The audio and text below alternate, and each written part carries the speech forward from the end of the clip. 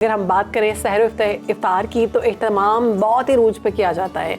माह रमज़ान में खाने पीने की गलत आदात में इजाफा हो जाता है और हम चाहते हैं कि बस जो भी आया ना, जो भी चीज़ दस्तरखान में मौजूद है वो हमने खानी है। चिकनाई जितनी भी हो, चटखारेदार जितनी भी हो, पकौड़े हो, समोसे हो, बस हमने खाने हैं क्योंकि हम 12 से 13 घंटे भूखे हैं। फिर इसी वजह से सेहत के मसाइल भी होते हैं और हम लोग हमारी मेहमान हमारे साथ मौजूद हैं जी, समर इश्तियाक साहिबा माहिर ग़िज़ाइयत हैं। उनसे स्पेशली ये जानेंगे कि रमज़ान के महीने में जो डायबिटिक हैं, जो शुगर के मरीज़ हैं, वो काफ़ी परेशान दिखाई देते हैं। कभी उनका शुगर लेवल कम हो जाता है, कभी बढ़ जाता है, तो और उनके लिए रोज़ा रखना भी वैसे मुश्किल होता है। हाँ जी, तो अगर रोज़ा रखें तो फिर किस तरह से उसको मेंटेन करें, तो ये जान लेते हैं जी। Saman, welcome to. Thank you so much. सदाए रमज़ान, कैसी हैं आप? मैं बिल्कुल ठीक, आप कैसे? जी, वी आर गुड, ठीक ठाक। तो ये बताएं जी कि जब इफ्तारी का वक्त आता है तो फिर जो जो चीज़ें सामने पड़ी होती हैं फौरी तौर पर सब खाने का दिल करता है। बेहतरीन इफ्तारी क्या होनी चाहिए, बैलेंस डाइट क्या होनी चाहिए? अच्छा हसीम, बेसिकली ये होता है कि हमें लगता है कि रमज़ान का वो महीना है कि जिसमें हमने वेट कम करना है, बट अनफॉर्चुनेटली क्या होता है कि वेट पुट ऑन हो जाता है या हम दीगर बीमारियों की तरफ चले जाते हैं। क्योंकि इफ्तारी के टाइम पे जब आपका दस्तरखान सजा होता है ना, तो तब हाथ को कंट्रोल करना सबसे मुश्किल है, बहुत मुश्किल है। तो लेकिन उसका ये होता है कि हम वो कहते हैं ना कि बहुत ज़्यादा ही खा जाते हैं। तो मोटिवेशन इज़ द की कि हर चीज़ आप खा सकते हैं, बट क्वांटिटी में खा सकते हैं। तो आप देखें कि डायबिटीज़ के पेशेंट्स हैं वो बहुत परेशान हो जाते हैं, क्योंकि डिपेंड करता है एक तो उनकी स्टेज पे डायबिटीज़ की, फिर क्योंकि कुछ लोग मेडिसिन पे होते हैं, कुछ इंसुलिन पे होते हैं। और आप ये देखते हैं कि डायबिटीज़ के पेशेंट सबसे ज़्यादा इस कंप्लेंट से आते हैं कि या तो हम हाइपोग्लाइसीमिया में चले गए, शुगर ड्रॉप हो गई, या हाइपर में चले गए, एलिवेट हो गए, कि हम कुछ या तो हम कुछ खा ही नहीं रहे उसकी वजह से, या खा इतना रहे हैं कि वो हमारा जो है शुगर लेवल एलिवेट हो जाता है। तो तब हम उनको बताते हैं कि आपका एक प्रॉपर हेल्दी सहरी का प्लेटर क्या होना चाहिए और हेल्दी इफ्तारी का प्लेटर क्या होना चाहिए। वो बताएं प्लीज, क्या होना चाहिए? अच्छा, उसमें अजीम सबसे पहले तो ये होता है कि हम लोग जो सहरी का जो प्लेटर है उसमें हम ये कहते हैं कि आपने कार्बोहाइड्रेट्स रखने हैं कॉम्प्लेक्स।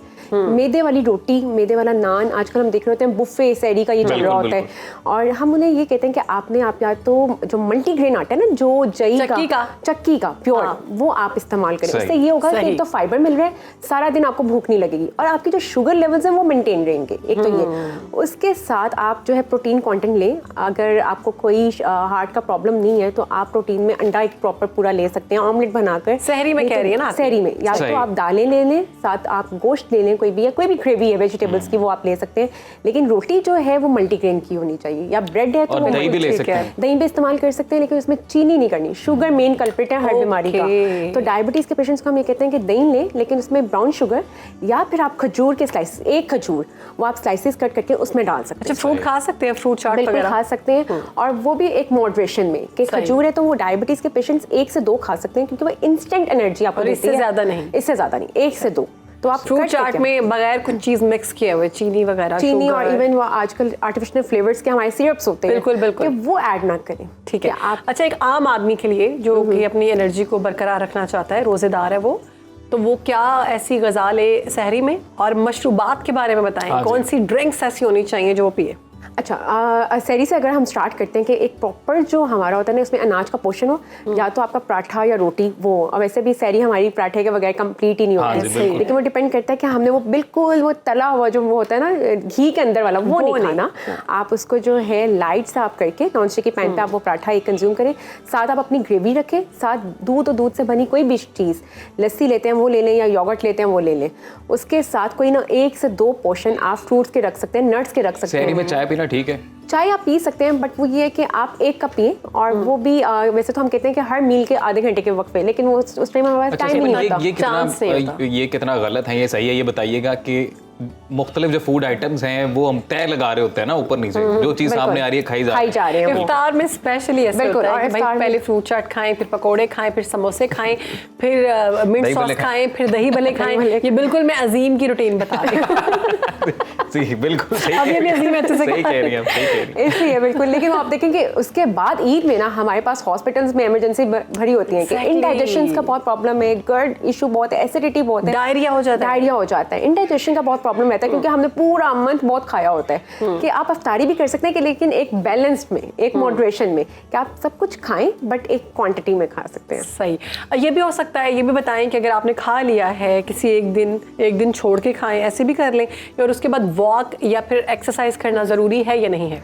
अच्छा, बिल्कुल ठीक है। एक तो ये है कि हम रमज़ान में बिल्कुल ही भूल जाते हैं, फिजिकल एक्टिविटी को हम निकाल ही देते हैं। तो आप ज़रूर करें, फिजिकल एक्टिविटी आपकी ज़िंदगी का हिस्सा ज़रूर होना चाहिए कि आप चाहे उसको 15 मिनट्स के लिए करें, लेकिन 24 घंटे में 15 मिनट अपने लिए ज़रूर निकालें। वो आपकी फिजिकल हेल्थ के साथ आपकी मेंटल हेल्थ के लिए बहुत अच्छी है। समन बेस्ट टाइम क्या है, इफ्तार से पहले या इफ्तार के बाद? अगर आपका वेट लॉस कंसर्न है तो आप उसको इफ्तार से पहले कर लें, बट अगर आपने वैसे ही फिजिकल एक्टिव रहना है तो इफ्तारी के बाद भी आप कर सकते हैं। डिहाइड्रेट नहीं हो जाएंगे इफ्तार से पहले? हाँ, आप 15 मिनट्स की आप कर सकते हैं, तो ताकि ऐसा कोई नहीं हो सकता। अगर आपका वेट लॉस का कंसर्न, मतलब हैवी वर्कआउट नहीं आपने करना है, हैवी वर्कआउट नहीं हम रिकमेंड करते हैं रमजान में, सही। क्योंकि ऑब्वियसली सारा दिन आपका फास्टिंग वाला कंडीशन होता है, तो इट्स मोर बेटर कि आप उसको सहरी के आप कर सकते हैं, सहरी से पहले या फिर आप इफ्तारी। अच्छा, ज़्यादा ये बता दें, अगर कोई खातून प्रेग्नेंट हैं और वो रोज़ा रखना चाहती हैं तो क्या वो रख सकती हैं? अच्छा, वो सबसे पहले होता है उनके ट्राइमेस्टर पे कि कौन सा ट्राइमेस्टर चल रहा है, और फिर वो अपनी गायनाकोलॉजिस्ट से कंसर्न करके फिर कर सकते हैं।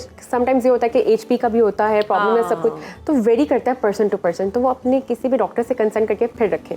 ज़बरदस्त, बहुत शुक्रिया आपका समन साहिबा, आपने वक्त दिया सदाए रमज़ान को, और आई एम श्योर आपने जो भी तरकीब बताई हैं और जितने भी टिप्स दी हैं वो हमारे बहुत काम आएंगी।